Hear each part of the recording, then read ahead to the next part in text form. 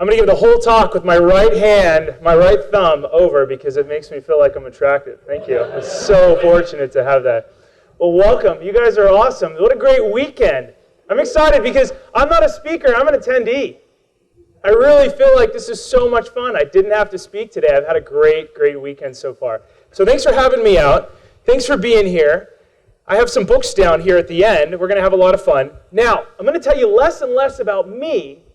My goal in the next several minutes is to give you so much cool stuff that you can start using it tomorrow. If every one of you has one tip that you can gather from me and tactically use that, then I will have been successful. So let's walk through really quickly Social Media Boot Camp. What are we covering, Josh? Great question. First, I'm going to give you 3 words to be safe on social media. Safety first. I have a little baby sailboat in Los Angeles, and I took the Coast Guard class. And I told them, I said, safety first, because I'm going to take a lot of people out, and if there is a storm or something bad, I want to know how to save lives first. Second, I want to learn how to go fast. Then I'm going to give you a tactical tip so we can go fast. Next, I'm going to give you a messaging formula. No matter what network you're on, I'm going to show you exactly how to approach it. Tomorrow, 1 week from tomorrow, 1 year from tomorrow, and 5 years from tomorrow. Josh, social media changes every day. Let me show you how we're going to approach it. Then I'm not going to show you the anatomy of a great Facebook post. I have a video on that for free that you're all going to get an access to afterward. We're limited on time. I'll show you some website tips. I'm going to give you email anatomy. We're going to look at about 10 to 12 emails. Then we're going to look at some LinkedIn tips. And I know this is going to be powerful for all of us because we're all interviewing. Now, I interview every day, even though I own the firm. It's called pitching. It's called dealing with clients. That is an interview. I have 7 to 9 bosses. They're all clients. I am not self-employed. I don't like to say that because I think it gets me a little cocky. Nothing you're going to see up here today acts like, well, in fact, let me just start over. The bad news is I am not a social media expert. I'm not a guru. I'm not a social media strategist. What I am, unfortunately, is a guy that's really good at making mistakes.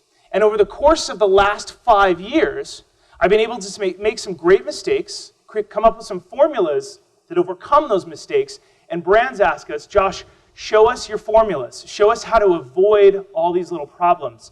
So we're going to move into some Google SEO tips so you can find out what you look like, both logged in and logged out on Google. And then we're going to open it up for some Q&A, and I'm going to give you some secret next steps. And then I have some Instagram videos for you and some tools and apps, too, that you can download as videos. Before we get started, let me tell you 30 seconds about me so you know why I'm standing up here, the big dork that I am. I started at Disney in marketing many years ago. I'm 34 years old now. I was 20 years old. I was in USC, the West Coast USC, and I got an internship in there because I was really good at selling myself, and I was a video editor. Even though I know I'm a businessman, they said, hey, come on in and edit on an Avid, and I learned them. Long story short, I got into Disney as a video editor, and I jumped over to the marketing department, which is where I really belong as a human being. Then I developed a technique, a direct response technique, and I got in a lot of trouble at Disney because I was renegotiating with vendors. I was trying to do new things from my cubicle that were good in the long run, and my father said, well, I own a company with a couple hundred employees. You're doing a great thing, but Disney hated it. I was not a part of their mold. So I ended up leaving Disney and trying my technique in politics. I said, well, if I'm really good at what I'm doing as a marketer, I can get a lot of people to vote for me. Ran for politics, ended up losing by about 400 votes in Hermosa Beach, California. I ran against the mayor. He was an incumbent. I was the youngest person on the ballot. I had a lot less money. No one knew who I was, but I was very good at knocking on doors. I wasn't shy. I followed up with email, Twitter, Facebook, and I had great printed materials. Didn't have a wife or kids, but I had a dog in all my photos. I was very good at saying, who's my target audience? How do I win them over? Use what you're good at. I'm going to show you how to use what you're good at today. And then I started giving away this formula in speeches. I said, hey, big brands, you're no different than politics. You're selling to the same people. Politicians are trying to win their vote, but Neutrogena is trying to get them to buy skincare. And Disney's trying to get them to go to a park, and so on. So brands started listening, and all of a sudden, as I was giving away all these tips for free, which you're going to see me do today, I started getting invited to give away more tips. They said, Josh, we like all these failures you've made. Turn the formulas for success into a speech and keynote. And I've had the opportunity over the last 3 years to keynote about 115 times. Now, I'm not a professional speaker. I do get paid for it, but I don't consider myself a speaker. I consider myself somebody that learns from failure, turns it into formulas, gets very confident about those formulas, because I've been down in the trenches, and then I'm very good at expressing that. So about 2,500 individual firms have been in my speeches. I wrote a book called Light, Bright, and Polite. I have 15 of them up here today. It's all I could squeeze in my suitcase, because it was kind of a last-minute flight here. And I'm going to share with you what this means, and I have 15 of them to give away to you guys today. And the 15 at the end that I give away, I'd love to take a photo with you, because I'm going to show you what I do with that photo. Did my mic just turn off, or can you guys? Oh, I'm loud. That's My mom says I talk too loud and too fast, so I apologize ahead of time. And then I'm developing a book for what I'll talk about today is social media safety and effectiveness for companies, which is where my heart's at. I'm writing a book next year on safety plus smart for kids, teenagers, and young professionals. And that's what I'm going to share with you today a little bit. So let's move on. Before we get started, here's me at USC, UCLA, and this is the coolest one. 19 Egyptian women flew in from Egypt to travel around Twitter, Facebook, Google offices, NASDAQ, and this organization that brought them in called us and said, Josh, it's really cool that all these big organizations invited us to let these women in, but unfortunately, they didn't teach us at all how to use the network. They said, oh, you can go to biz.google.com and learn how to use it. You see, the tactics behind getting to know the customer aren't always what these networks teach. So I'm going to show you some counterintuitive ways to do that, and I got to share it with all these women that are overseas now running their own businesses. They start nonprofits. Some of them are doctors and lawyers and so on. Before we get, I keep waiting for this next slide. I moved them around a little bit, some of the brands. 3 goals on social media. Everything that we do this morning or this afternoon, now that it is, I have 3 goals that I want you to always remember. This will last for 5 years for you. This isn't a fly-by-night. You're not going to get any buzzwords from me today. You're not going to hear me use words like strategy, become a part of the conversation, engagement. Everything we do today is business-oriented, customer-centric. So everything we do at the end of the month, I want you to ask, were we able to find new customers with our social media efforts? So if you're using a new technology for your little startup or for your firm, or you want to try something new, did we find new customers? 2, were we able to nurture existing relationships? Did we take somebody that already knows us and we're still keeping them top of mind? And number 3, at the end of every month, for any new programs you have, I want you to tie it all back to the bottom line. I want you to make sure that you're always improving.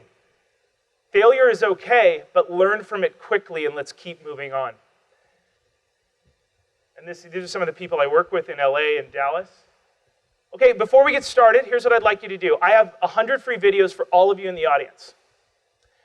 And I want you to go to MediaLeaders.com, pull out your phone, please.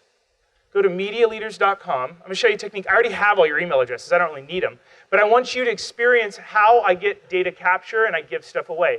This costs you nothing. Go to MediaLeaders.com. Do you see up there at the top how it says get 100 free marketing videos? Wait 1 sec. When the whole thing loads, you'll see that. Click it. It'll scroll down and say join our list for 15 plus free tweets, videos, an ebook, and so on. And when you enter your info in there and put your drop down by city, it'll then pop up and say, great work, you'll hear from us in the next 15 minutes. And it will auto-deploy an email. I'll give you a sec to do that, and then I'll show you as we go through our website tips and techniques. I'm making it super easy. I'm giving you so much value that it works. All right. Did it not work? There's an error? That's embarrassing. Okay. I'll give you guys 1 sec to do that, and then we're going to move on. I'm going to move quick. Hopefully that error goes away. Usually things work perfect, but not when there's 90 people in the room. Did it work? Okay, great. All right. Now, rule number 1, email is the final destination. I know a lot of us love Facebook, we love Twitter, and a bunch of other networks that are all about buzz. The number 1 social network is email. We all check it every day, every hour. We're looking at that. That leads to purchases. I'm not going to talk much about Facebook today, but I want you to look at email as the end goal. Stop looking at Facebook, Twitter, all these new technologies as, oh, I'm going to blow my business up. That rarely ever happens. Email is very sustainable. So what I did for all of you is I gave you a ton of value. You'll look through the email that my system sends you. It gives away a bunch of data. 3 words to be safe and effective on social media. Number 1, in every message that you ever send out, I want you to always make sure that it's light. What does that mean, Josh? That means it's 100 characters or less. But Josh, I have 140 that I can send out on Twitter, and I have 300 on Facebook, 400 on LinkedIn. Doesn't matter. Your customer will only read 100 characters. And if you try and put down 700 and you say, oh, I'll win them over in the first 100, Josh, I'm that good of a writer, wrong. They'll skip over it and go, I'll read the next post. And they'll come back to it later, which means they'll never come back. So if it's less than 100 characters, check, you're good. Next, I want everything that you send out to be bright. That means it's so valuable that people will click on it and share it without you ever having to say, share this with friends. It's so good that sometimes you would charge for that type of data. You're building goodwill, it shines on its own. If it's bright, check.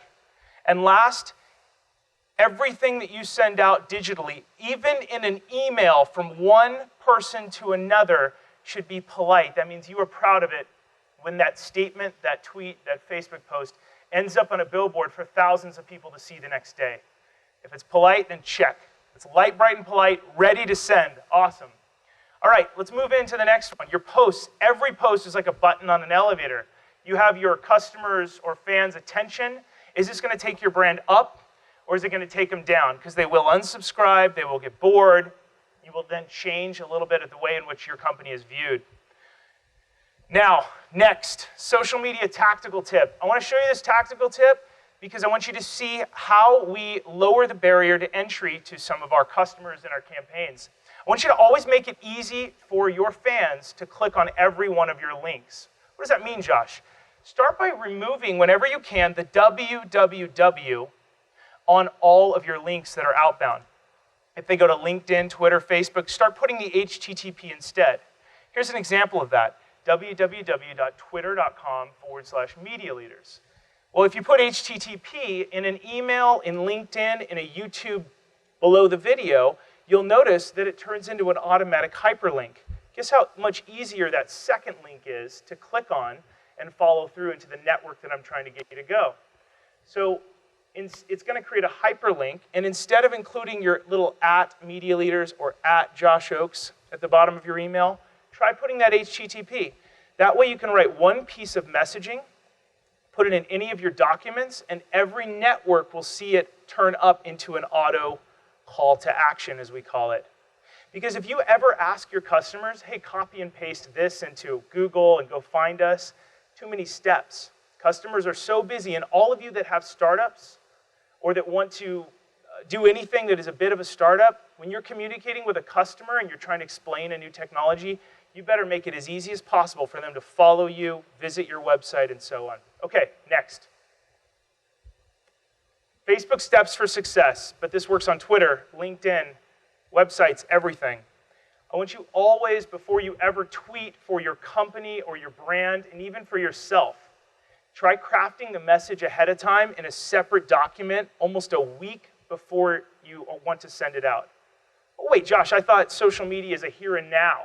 I wake up at 9 a.m. and I get in front of the computer, and for my brand or my company, I send it out right then and there because it's here and now, right? Wrong. I can get your brand into a lot of hot water, and it does frequently. So for some of the big brands that we get the opportunity to consult for and work on, we'll write it out a week ahead of time. It's going to reduce errors. It's going to keep you more on voice, on track. And also, if you write every day, you spend 30 minutes writing, and that adds up to 2.5 hours every business day total at the end of the week. But if you spend one day writing for the whole of next week because you have your calendar in front of you, you'll only spend an hour. So you're actually 2.5 times faster when you save a chunk of your time to write all of your communications out. What does that look like, Josh? Well, here's a formula you can use for just about every post. Always try and put an image in it whenever you can. We are visual creatures. So if you have an image, you're going to get a lot more retweets, comments, likes. It's going to pop out between the other posts. Next, a question. And here's where this gets interesting. Always ask a who, what, where, why question. Try not to ask a question that can be answered with a yes or no. Don't ask a question that says, do you like my shoes? Ask, what color shoes should we put in the front of our retail store, the red kind or the blue kind? Then all of a sudden, the consumer has an opinion. They are more inclined statistically to answer a who, what, where, why question than a question that can be answered with a yes or no. And then here's a copy of one of our engagement calendars, as you can see. Now, it's a little bit overwhelming, but everyone in this room probably has a Gmail address. And if you don't, you need to get one that has first name and last name, or first name dot last name. Because you can unlock an incredible power of tools under the hood on Gmail, including spreadsheets. Our whole company runs on spreadsheets. In fact, I don't ever want to really use Excel again. We have one client in the government that requires us to use Excel, and we don't even know how to use it because we're used to live spreadsheets that we can share with each team member. On the far left, we put a post topic. Each day, we send out 3 to 5 tweets for one of these brands because it's a fast-moving technology. As many of us know, we'll send out one topic, another topic, and another topic. We plan it out a week ahead of time. Next, I've got a date, a channel, a day, and a time. And then we write out the tweet. Now you're thinking to yourself, Josh, I never have time to do this. This is a best practice. If you want to blow your competition out of the water, I'm not that great at this stuff. I don't even think I'm a social media guy, but I can blow any social media expert out of the water. That's why I wrote my book. If you go through these techniques and try this, spend an hour a week ahead of time, write it out, and then have a colleague, a friend, a loved one, a family member look over your posts so you don't have any spelling errors, you're on topic. They'll ask any questions, like, what did you mean here? It doesn't make sense as an outsider. You will blow everybody out of the water with responses like crazy. Then in the next column, I have a link area. That's because I separated out. I want to know where my links are going. I want to test them. Everything's about testing. And then I have an auto character count, which is pretty easy to turn on. It's a little tiny formula in there. And last, is it scheduled? And then there's some other columns there that I forgot to screen grab. There's an approval column. It says, has it been approved by a second team member and a third? If you have a pretty successful company and you are the CEO, I want you to remember this next phrase. You can only expect what you inspect. Don't expect to blow up on social media if you don't inspect a lot of your tweets ahead of time. Don't have your intern write them or somebody else and expect to be great. Oh, they're running it, they're an expert. That's when a lot of failure happens. Okay, let's move on to the next one. We're not going to do the Facebook one because this isn't a video that we can give you in your email inbox. What I do want to do is, how many of us are on Twitter? Raise your hand. Great. I have a whole chapter dedicated to the world's best testimonials. I think when someone else says something nice about you, it's way nicer than you ever trying to sell yourself. In fact, I try and sell myself less and less every day. I tell clients at the end of a call, I say, look, don't trust me at all. And I say this verbatim every time. I go, look, don't trust me. I could be completely lying to you. Go look at my LinkedIn profile and my Twitter favorites and go see what our happy customers say. Please trust them. We've got over 95 LinkedIn recommendations, the old school ones where they have to write it out, not the new endorsement ones. And I tell my clients I could be a complete liar, and they are attracted to that. They say, wow, wow. Yeah, please go read what others say. Don't trust me. And they're impressed by that because then they start to look through and it sells them even more and more. Let me show you how to do this technique on Twitter. First of all, if somebody says something really nice about Succeed Faster today, Adam is getting a ton of great quotes. This is amazing. He's getting awesome pictures, happy stuff. The best quotes that Adam gets, he's then going to find those tweets and favorite them from the brand, from the @SucceedFaster Twitter handle. He'll favorite them and go, ooh, that's good. Then he'll immediately native retweet them so that people that land on the Succeed Faster Twitter profile will see not only his tweets, but other people saying amazing things. And his tweets and other people say it's peppered in with all these positive testimonials. Then at the end of the month or after this conference over, he'll go back to all of his favorites and he'll pick the best ones that have pictures and he'll embed them on the website. Because the anatomy of the world's best testimonials is their photo plus their words plus a way to contact them plus a photo that maybe they uploaded on your website talking about you. Like, look at this. We run Amtrak California's Twitter handle and Facebook, my view from the train, and there's a pic, right? They love it. They're happy. We favorited that, natively retweeted it, and then at the end we go back. Now the government's really slow thinking, so they don't like to really embed things that are positive. I'm kind of a mover and shaker there, and I have to be really careful what I suggest. But watch what we do, and I'm not even allowed to show this to the government. We tried to do a report that was awesome, that most private companies would like, but they shot this down. They're like, no, that doesn't mean anything. So what I'm going to show you, I think you'll get, because we're a little bit more forward thinking. Watch. So if you landed on Amtrak California's Twitter handle, once again, we're talking about testimonials here. I'm not saying Twitter is the right technology to be on, but I want to show you that testimonial is important. This works on LinkedIn. This works on your website and everywhere else. You have to have a purpose on every network. This purpose is pretty awesome for me, for Succeed Faster, and so on. Land on their site, and you see up there, you see the 80 number next to Amtrak California. That's one of their tweets. Go down a little. You see another person's tweet, natively retweeted. Their picture, their words are exactly replicated on the front of the profile. Duh, Josh, we get it. Okay, great. If you keep scrolling down, you'll scroll down on the left and scroll down on the right.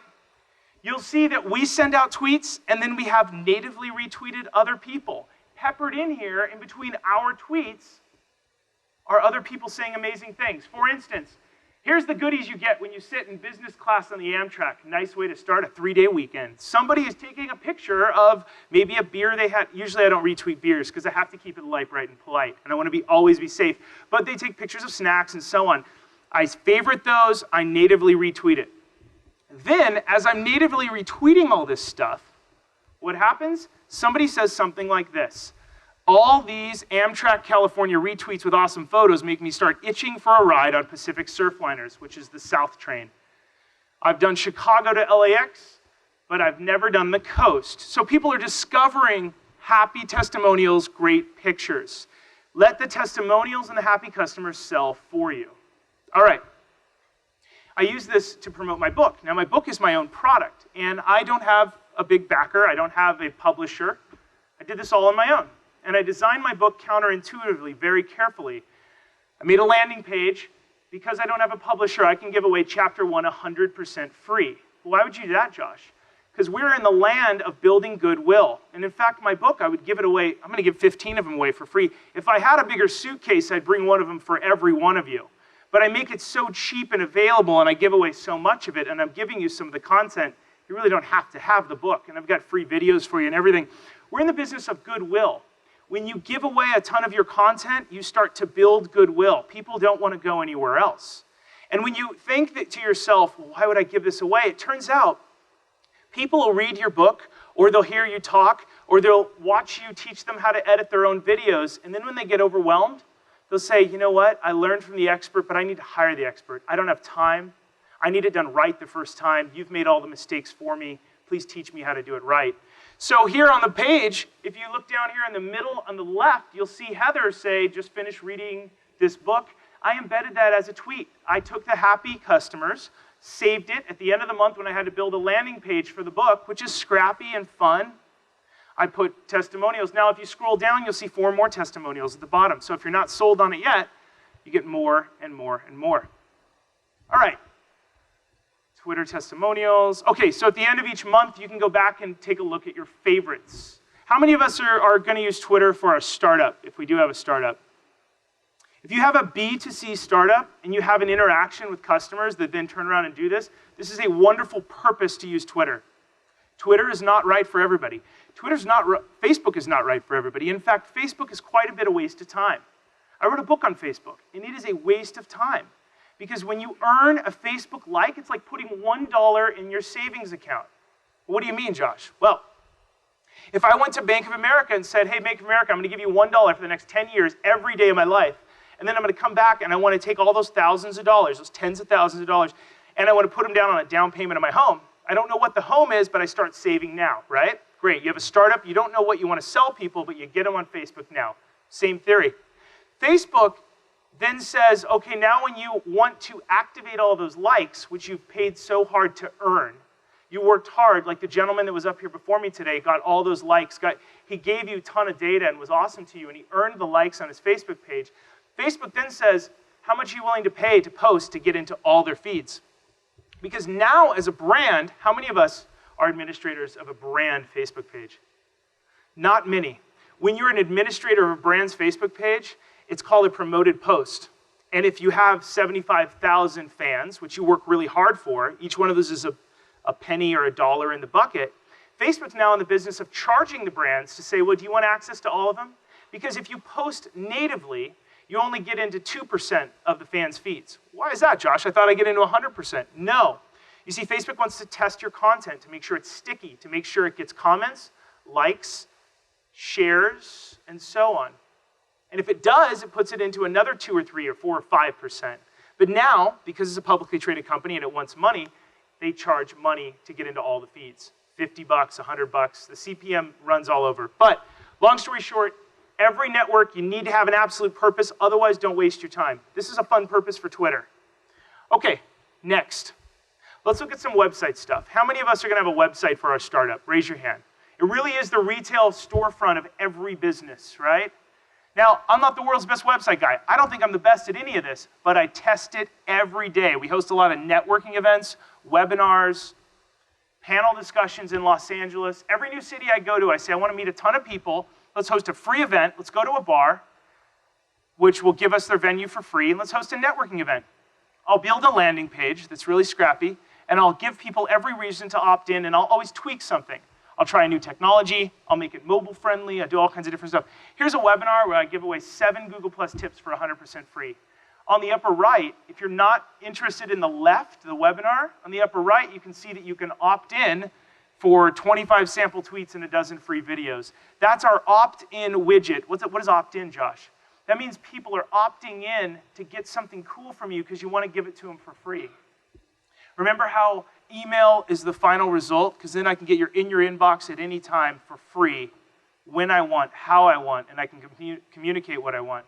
Well, that's an opt-in widget. We get 1 to 2 to 5 people every day to opt in. Every one of you that has a startup, you need to think about what can you give away that's powerful, that's valuable, that'll capture information from customers.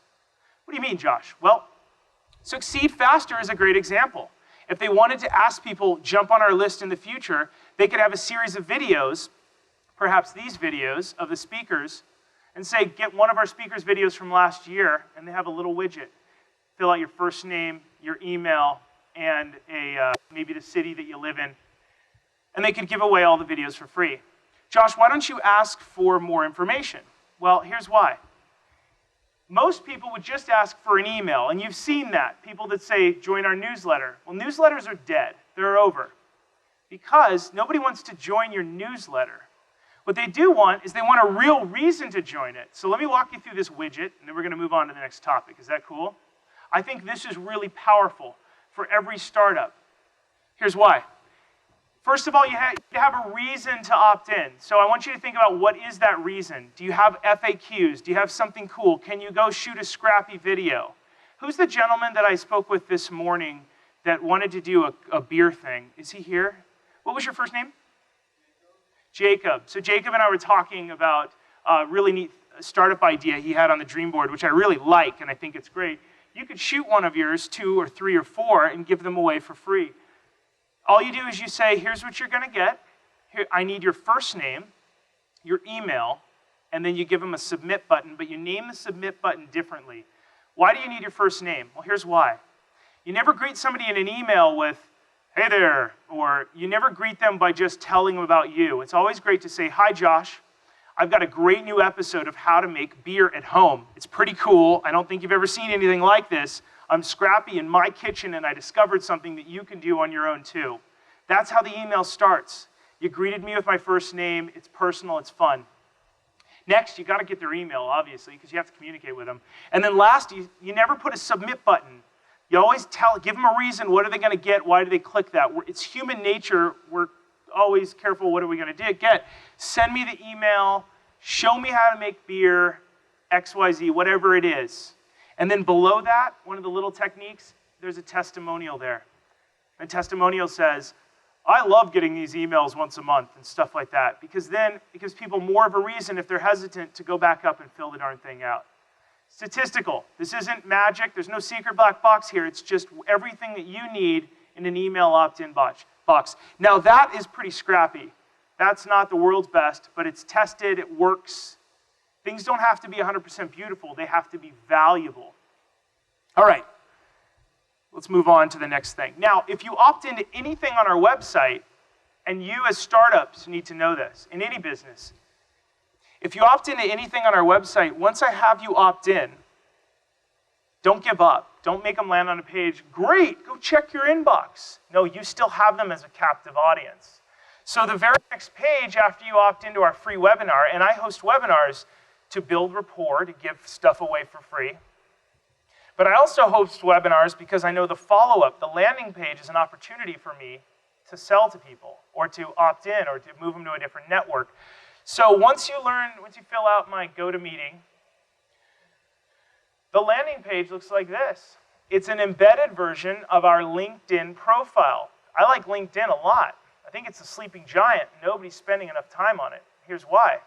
Because people see me on LinkedIn in a professional manner. It's been around for 10 years. People are more willing to connect with me and look at my stuff. And it's a great chance for you guys to join my group, which is a whole nother email newsletter. You see, if I have you in email and I have you in a LinkedIn group, if you own the LinkedIn group, you can market to people. You could say, hey, LinkedIn group members, how's it going? I have a special offer just for you. We're doing something rad. It's not available. You get it a week early, something like that. So I have another way to get into that inbox, get past spam filters. Now, if I took it to the next step, is this making sense to anybody, the landing page? I showed this to a seasoned CEOs, a CEO group, 8 of them last week on Tuesday or Wednesday or Thursday, and their eyes glazed over. So I don't want to move too quick. But you guys are all young, you get it. Once you opt in, you still like me, you want to join the next one, right? But what if I upgraded this landing page to look like this? And I love Google+. I'll tell you why in a minute. What if I updated it? You're going to get info from us in 15 minutes. Stay tuned. Now join us on Google+, follow us, and then go to the next step and join our LinkedIn group. Now you see how we're putting you through hurdles? Because you're already in love with Josh. For just a second, move into the next, right? It's a small window. And if you read my book or download it on ebook or you download chapter, I don't know what chapter it is, but the testimonial thing is when someone is in love with you, you get what you can from them, move it to the next step, be ready. This is that moment of love. They go, I love it, I want it, oh, I will join you, right? I'm glad that love thing gets everybody smiling. Now, if we take it to the third, I almost said the nerd step, which is definitely true. Step 1, step 2, take it to the third step. Now I feel like GoDaddy or Amazon.com, I'm upselling you, watch. Step 1, share this event, because once you register on a certain event for us, we get you to share it with a bunch of people. That's when you're happy. Invite your friends by clicking a few of those darn buttons. It shares the link to the front page of our site. So your friends click on a link, they go to the front page, they learn about the events, it's viral. Next, join us on Google+, and then next, learn about our next events. And I host little conferences that are one day, full of boot camps, full of tactics, so I've got you in next steps. And you would not believe how many people start clicking all those things because they like what they see, they want to be a part of the community. Every one of you startups can do this. You have all the tools. This is WordPress. Everyone in this room is in their 20s. You should be learning WordPress. If I can learn it in my 30s, you can learn it 5 times faster than me. You should learn HTML. You should learn WordPress, how to turn plugins on and off. You should be learning SEO, and I've got a website where you can go, and it is the best website for SEO. I also love lynda.com. I have a subscription to that. But this is super easy, and it's scrappy. This isn't professional with developers overseas. I'm going to skip through this for just a sec. Let's go into email bootcamp. How are we doing on time? 15 minutes? All right. I'm going to go quick on email, and then SEO, and then we haven't even done LinkedIn. I got to hustle. Sorry, guys. Let me give you one key takeaway on email. 1, greet people with their first name. 2, don't have too many images. That's the key. If I have to sum it up in 5 seconds, there you go. Let's move in real quick. So first of all, examples of real emails. I'm not picking on any brands. I love them. I learn from brands. They learn from me. We're all in the mistakes together. We're all here. A rising tide rises all boats. So I'm here to show you some examples. This is CES, Consumer Electronics Show in Las Vegas every year. They send out some big emails. Panasonic invites you. Looks cool, right? Guess what? I use Gmail or Google Apps. So do all of us in the room mostly. Guess what this looks like when it comes into Gmail? Look at that. What do you think your customer's going to do? I don't know who the heck these people are. I'm not going to accept that, because when you accept images and you're a little bit technical, you understand that the tracker, the spammer, then knows you opened it, and then you're screwed, right? So I'm not going to accept that. So learning experience. Don't put too many images. Here's another company. This is an app. Hey, we just upgraded our app, but guess what it looks like in Gmail?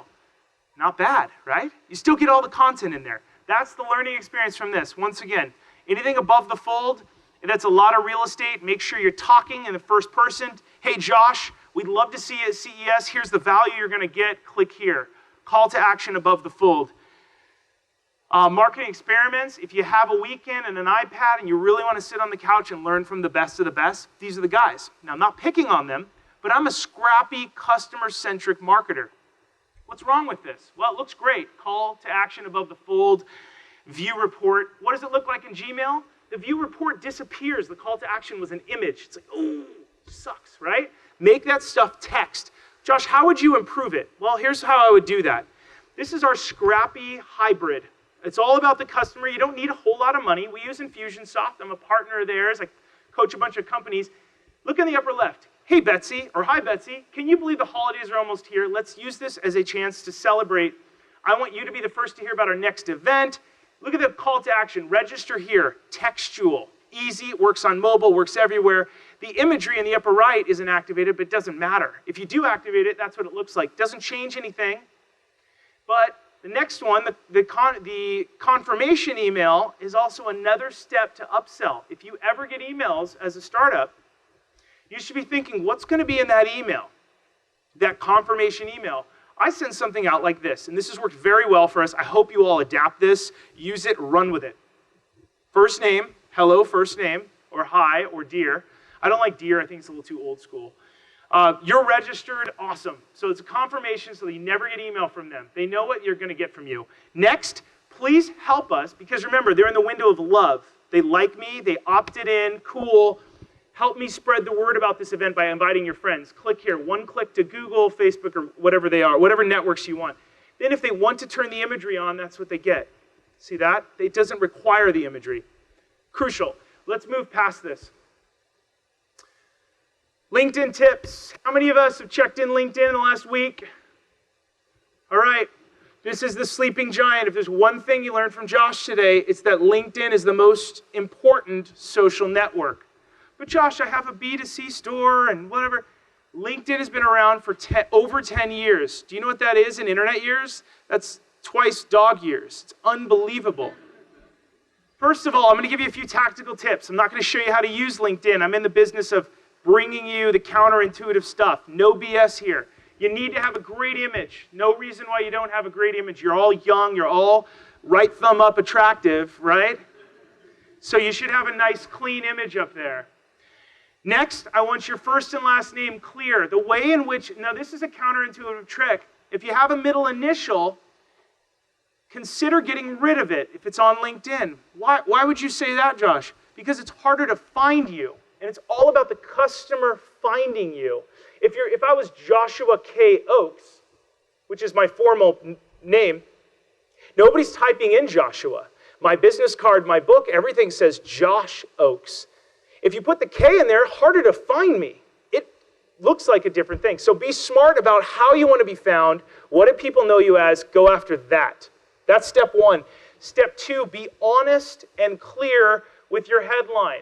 I don't call myself a social media strategist. I don't like that term. I don't like social media expert. This industry that I'm talking about moves so quick. How could I ever be an expert?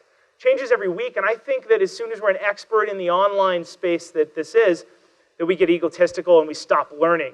So I just call myself a tester, a scientist, if you will. I'm breaking things daily and messing up and embarrassed. So I call myself a social media advisor. As you move down, this is where you all get the awesome chance to tell who you are. Now, you know that. This is the cover letter area that is your summary. The keys to this is, the keywords you use here, you should A, be really honest. B, you should be somewhat on topic. Because the keywords you use in here help you to get found. And you're all about being found because you're all about controlling the first page of Google, which we'll talk about in 1 minute. Josh, why would I use the right keywords there? Well, because you guys have all seen these little tiny endorsements, which are really annoying. Bill endorsed you for 17 different things. And if you haven't gotten those yet, once you start filling this out, you'll get some emails where at the top it says, what does Jacob know about beer? And Jacob's good in the beer industry, he's a great restaurateur and stuff. I'm not framing you as that, but he's a great content creator. It picks keywords from here. It puts them above your profile when somebody visits, and they click, yeah, I do know of them because of that, boom, boom, boom. Then, when other people land, they see this little endorsement thing, which is really annoying at the bottom, and you see a bunch of heads and stuff. So, bottom line, get this right. Be personal, be first person, say this is what I'm looking to do, this is what I want to do, this is what I'm great at, stand out from your competition. You can go read mine at a later date. I encourage all of you, let's connect on LinkedIn. I'm your friend here going forward. And I make myself available to all of you. If you want to set up a 15-minute phone call, I'll show you an automated way that I do that. We'll get on the phone. I'll give you some tips. All right. Next, this is where it gets good. I don't have time to tell the whole story, but I sat next to a gentleman on a flight and taught him how to use his cell phone. He said, I didn't know Google would do that. And I said, yeah. And I was in the center seat because I couldn't sleep anyways. So the gentleman next to me, he said, why does contacts.google work so well? I said, I don't know. Here's why. He said, I didn't even know that existed. I said, don't worry, I do a lot of forward-thinking stuff, and I'm usually a little bit ahead of the curve because I'm always trying to break things. He goes, no, I can't believe that actually works, or it exists. I said, don't worry about it. It's one of Google's new products. And he said, well, I work at Google. And so he didn't know. So that 5-hour flight where I taught this guy some tactical tips on how to run his personal business life, he said, you got to come work for us at Google. I'd love to have you on our team. I'm a VP in New York. You live in LA. Please interview with us. I said, dude, and I just started my firm. I said, I'll do it. Let's spend a couple hours on the phone. That guy gave me an unbelievable amount of time on the phone going over my LinkedIn profile. I'm sharing with you the tips that he gave me. Here we go. When I worked at Walt Disney Studios, up top, this is what the guy taught me. First of all, be honest with what you did on the first 2 lines. Assistant brand marketing associate at Disney. I wasn't a brand manager. Make sure it lines up. Otherwise, you're screwed. In a world of transparency, be careful. That first line has to line up. The second line, Walt Disney Studios / Buena Vista, my paycheck said Walt Disney on them. I worked in the Buena Vista department. Very easily explainable. Be honest. Next, Disney is the largest media and conglomerate in the world with revenues of $36.1 billion. Say what the heck your startup does, the business does. Don't say how great it is, just say what it does and how it serves the customer in 1 sentence or less than 100 characters. Key number 1, you don't get into your pitch, you just state it, boom. And if you didn't know Disney, that's what they do, great. Then move into your story about what you do there or what you've done. If you're trying to go get into sports entertainment marketing, or one of us wants to work in Disney, Andrea, right? Great. This is how you pitch it right here. Now, this isn't the only way. I'm not a headhunter. You have to check in with them. But this is the way I pitch every day. This is the way Google wanted me to pitch. Put your Disney was a wonderful experience. Here's the things that I learned. And then I get really secret in there. I put a testimonial in the bottom. I let somebody else do the selling. That's my my manager at Disney when I left. That's something nice she said in a letter as I was out the door. I left a lot of friends there. And so I plugged that in there. So you get to know me in a secret way. What we did, what my experience was, and here's the end cap, right? You can all do that. Get somebody at that company to say something, or even a customer, right? Next. This is the last tip in LinkedIn. As you log in the home screen, you see all this stuff in the feed. The coolest part is in the bottom right. 6 people viewed your photo. You click on that, and you can see the creepers that are looking at your photo, right? Okay, next. When you click on that, you see a bunch of people that looked at you. Don't follow up with them using LinkedIn. Instead, write a handwritten note card, get on the phone with them, figure out how to contact them using another network. I often will call somebody, hey, Steve, listen, Bill and I were at lunch. We thought about you. We wanted to chat about a project. Call me back. And those people will then follow up. They'll say, wow, you were top of mind.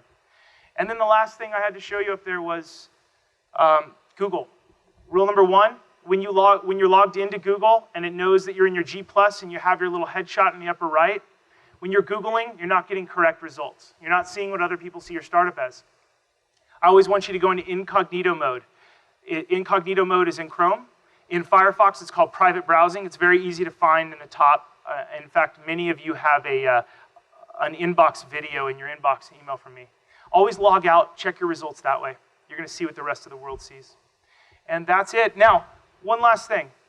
I have books for about 15 to 17 of you. I'd love for some of you to come up and let's take a group photo if you don't mind. Is it appropriate if we do it now?